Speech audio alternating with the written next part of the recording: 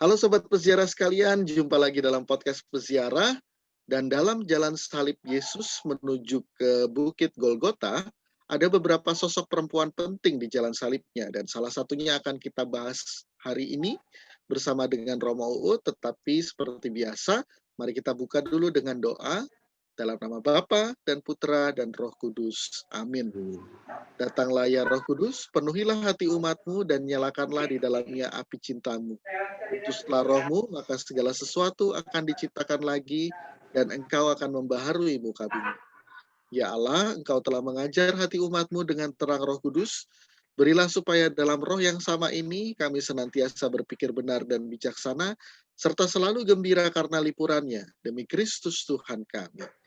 Amin. Ya, Sobat Peziarah sekalian, jangan lupa untuk like, komen, dan subscribe YouTube Peziarah Katolik dan menghidupkan lonceng notifikasinya. Mari share juga konten-konten dari Peziarah Katolik untuk memberkati Sobat Peziarah lainnya. Nah, kita kembali kepada topik kita hari ini mengenai perempuan-perempuan yang berada di Jalan Salib Yesus. Dan salah satunya akan kita bahas bersama dengan Romo Uut. Romo, ada begitu banyak perempuan yang sebetulnya ada di dalam jalan salib Yesus, bahkan sampai terakhir seperti di gambar ini ada di bawah salib Yesus. Dan salah satunya adalah sosok Maria Magdalena, Romo. Iya. Yang lain nanti akan kita bahas di episode berikutnya ya. Dan tapi pertanyaannya adalah kenapa sosok Maria Magdalena ini penting dan muncul di dalam jalan salib, Romo? Ya, Maria Magdalena menjadi penting karena keempat Injil kita itu menyebut Maria Magdalena sebagai saksi wafat, pemakaman, dan kebangkitan Yesus. Itu yang paling penting. Jadi Maria Magdalena itu melihat bagaimana Yesus disalib, bagaimana Yesus wafat dan dimakamkan, dan juga melihat bagaimana Yesus bangkit. Dengan kata lain, Maria Magdalena itu memenuhi kriteria seorang rasul. Kan Paulus pernah mengatakan seorang rasul itu kriterianya adalah satu, mengikuti Yesus ketika dalam pelayanan dia, dua, melihat wafat dan kebangkitan Yesus. Maria Magdalena memenuhi semua kriteria itu. Bahkan dia itu adalah pribadi pertama yang dijumpai oleh Yesus yang bangkit kalau kita lihat berkaca pada Injil Yohanes. Ya, itu. Jadi lihat bagaimana Maria Magdalena itu punya posisi penting di sini, ada di jantung dari inti iman Kristen, wafat dan kebangkitan Kristus.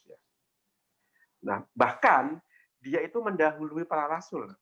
Jadi sebelum para rasul, Maria Magdalena lah yang menerima penampakan Yesus yang bangkit yang pertama. Bahkan dalam Injil Yohanes dan Injil Sinoptik kan dikatakan, sampaikanlah kepada saudara-saudaraku, yaitu 12 rasul, bahwa aku sudah bangkit. Ya, itu secara eksplisit dikatakan dalam Injil Yohanes itu. Jangan memegang aku, tetapi pergilah sampaikanlah kepada saudara-saudaraku bahwa aku sudah bangkit. Kalau dalam Injil Markus, bukan Yesus yang mengatakan itu, tetapi para malaikat. Nah, ini.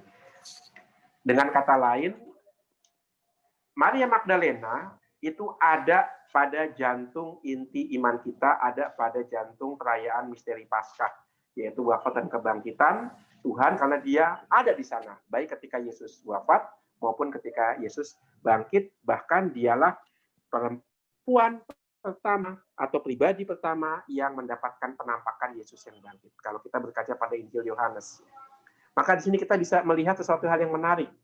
Bunda Maria itu ada pada jantung inkarnasi. Maria Magdalena ada pada jantung Paskah. Yang satu ada di Natal, satu ada di Paskah. Siapa bilang perempuan tidak punya peran penting dalam gereja? Pada inti misteri iman Kristen, yaitu Natal dan Paskah, di situ hadir dua perempuan, Maria, Ibu Yesus, dan Maria Magdalena. Bayangkan tanpa kedua perempuan ini, nggak ada yang namanya iman Kristen, nggak ada yang namanya gereja ya. Maka kalau kita lihat dari paling tidak berdasarkan kesaksian Injil, peran perempuan begitu besar di situ. Tanpa kesaksian Maria Magdalena, ke-12 rasul, kelompok 12 itu juga tidak akan pergi melihat makam Yesus, ya kan? Dan tidak akan menjumpai makam yang kosong, dan mereka bisa jadi tidak memiliki landasan objektif atas kebangkitan Yesus. Nah, ini yang menarik di sini. Peran Maria Magdalena begitu penting karena dia ada di jantung dari misteri Paskah, wafat dan kebangkitan Yesus. Ya, itu Willem, mengapa Maria Magdalena menjadi begitu penting dalam misteri Paskah. Ternyata begitu penting dan mendalam ya Romo ya. Ini informasi dari Romo saya baru dengar dan merinding nih dari tadi dengerin apa yang Romo sampaikan. Iya, maka sosok gereja yang terlalu maskulin ya, dengan kehadiran Maria Magdalena lalu tidak, gereja itu seperti manusia, ada sisi feminin, ada sisi maskulin, bahkan sisi femininnya tampak menjadi yang inti di situ dan menonjol, ya kan. Maka Santo Petrus, Santo Yohanes yang kemudian menyusul ke makam kosong itu bisa dikatakan baru menerima berita kebangkitan berkat Maria Magdalena. Ya. Maka tidak salah ketika Maria Magdalena ini juga mendapat julukan rasul dari para rasul ya Romo ya. Ya, persis itu dia. Tadi saya mau mengatakan itu tapi belum menemukan kata yang tepat, tapi betul. Rasul dari para rasul ya, karena dia memenuhi semua kriteria seorang rasul, bahkan dia menjadi rasul pertama dalam arti yang melihat kebangkitan Yesus sebelum yang lain. Dan siapa yang terakhir melihat Yesus yang bangkit? Paulus, ya kan? Maka dia mengatakan, aku rasul yang aku yang mengalami pengguguran karena aku adalah yang paling belakang. Dan aku sempat menganiaya pengikut Yesus, ya. Nah, itu jadi yang pertama Maria Magdalena, yang paling belakang itu Paulus, ya. Nah, itu. Maka tidak salah juga Paus Fransiskus tahun lalu atau 2 tahun lalu meningkatkan pesta dari Santa Maria Magdalena ini ya Romo ya. Ya, 22 Juli ya. Iya. Pestanya ya. Romo, tapi sebenarnya siapa sih Maria Magdalena itu Romo sehingga dia begitu penting dalam misteri Paskah seperti yang Romo sampaikan tadi? Iya, siapakah Maria Magdalena ini sehingga dia kok bisa dikatakan dipilih Tuhan untuk menerima anugerah begitu besar, ya. Melihat Yesus yang bangkat, yang wafat, melihat penampakan Yesus yang bangkit, yang menampakkan diri, dan bahkan dia mengikuti Yesus ketika Yesus masih melakukan pelayanan umumnya sebagai guru pengajar, penyembuh, dan guru dan nabi, ya. Maria Magdalena bisa kita katakan dia Maria Magdalena, Maria dari Magdala. Kota Magdala itu tidak jauh dari kota Tiberias. Ya sekitar beberapa kilometer, ya. 2-3 kilometer dari Tiberias di tepian Danau Galilea. Kota Magdala ini salah satu kota yang makmur sebenarnya karena hidup dari ikan, ya. Dari penangkapan ikan. Jadi Danau Galilea itu kaya akan sumber alam, yaitu ikannya. Sedemikian kaya sampai Raja Herodes itu mendirikan kota baru yang namanya kota Tiberias, dari kata Raja Tiberius, Raja Roma. Untuk apa Herodes mendirikan kota Tiberias? Untuk narikin pajak. Jadi begitu kayanya kota-kota di pinggiran Danau Galilea, sedemikian sehingga Raja Herodes untuk menyenangkan hati kaisar itu mendirikan kota baru untuk meningkatkan pendapatan yang nanti akan disetor ke Kaisaran Roma. Nah, kita bayangkan, Maria Magdalena adalah salah satu perempuan kaya dari kota Magdala yang makmur karena dalam tanda kutip komoditi ikannya. Tetapi dia meninggalkan kekayaannya atau tidak meninggalkan, menggunakan kekayaannya untuk membantu pelayanan Yesus ketika dikatakan dalam Injil Lukas, dia disembuhkan dari kemasukan dari ketujuh setan. Ya. Jadi begitu dia sembuh, dia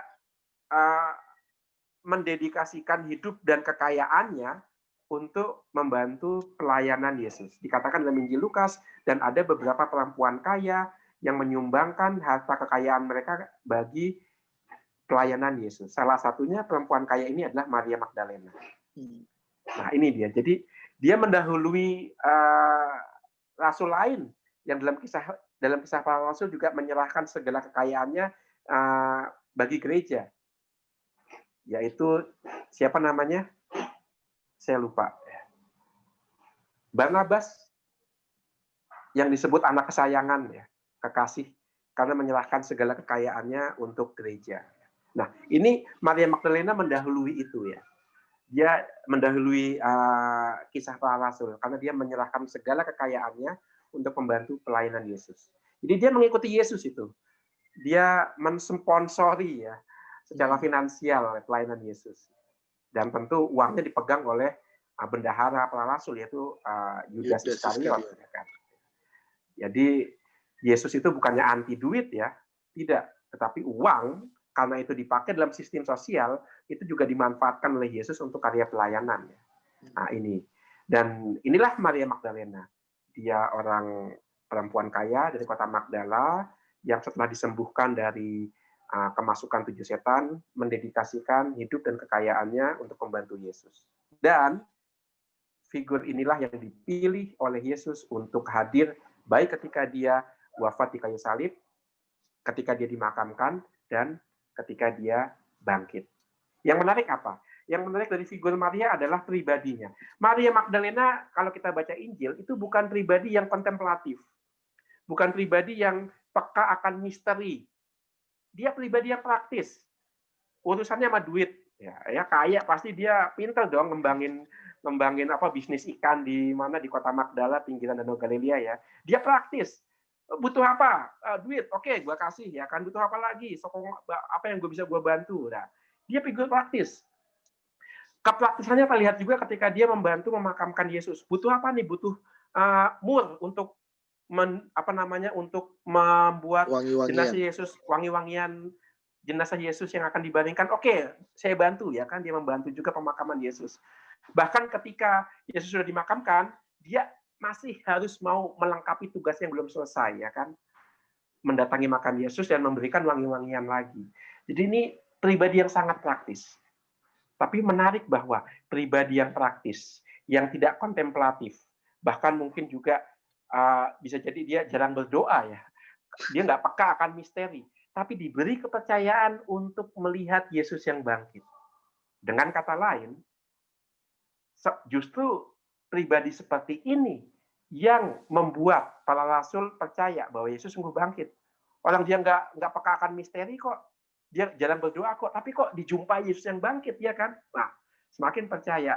Dengan kata lain, kalau ada orang yang saleh, ya kan, itu bercerita kepada kita, saya berjumpa dengan Tuhan, itu surprise-nya nggak begitu mengagetkan. Orang dia saleh kok. Tapi kalau ada orang yang praktis, yang jarang berdoa dan mengatakan saya berjumpa dengan Tuhan, nah itu luar biasa itu pewartaannya. Nah inilah Maria Magdalena. Bukan figur kontemplatif, bukan figur pendoa, tapi dia mewartakan aku melihat Tuhan yang bangkit. Nah, itu pasti surprise-nya luar biasa itu. Nah, itulah Maria Magdalena. Ya. Dan juga bukan figur pelacur yang ada di Injil, Romo. Bukan. Kalau kita setia pada apa yang dikatakan Injil, Maria Magdalena bukan pelacur yang diceritakan khususnya Injil Lukas dalam bab 7 ya.